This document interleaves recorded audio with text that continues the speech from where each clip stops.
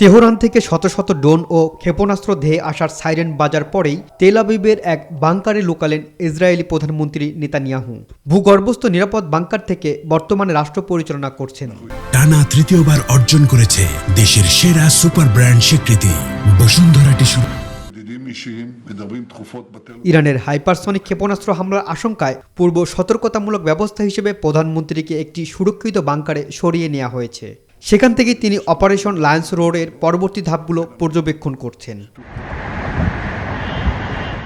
এদিকে বিরোধী রাজনৈতিক দলগুলো এবং সামাজিক যোগাযোগ মাধ্যমে সমালোচকরা বিষয়টিকে নেতানিয়াহুর আত্মগোপন হিসেবে প্রচার করছেন।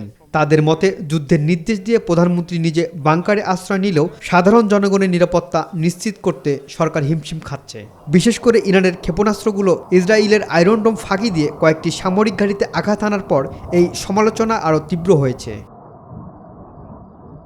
বাংকার থেকে নেতানিয়াহু মার্কিন প্রেসিডেন্ট ডোনাল্ড ট্রাম্পের সঙ্গে সরাসরি যোগাযোগ রাখছেন বলে প্রধানমন্ত্রীর কার্যালয় থেকে জানানো হয়েছে। রনি আহমেদ, নিউজ 24।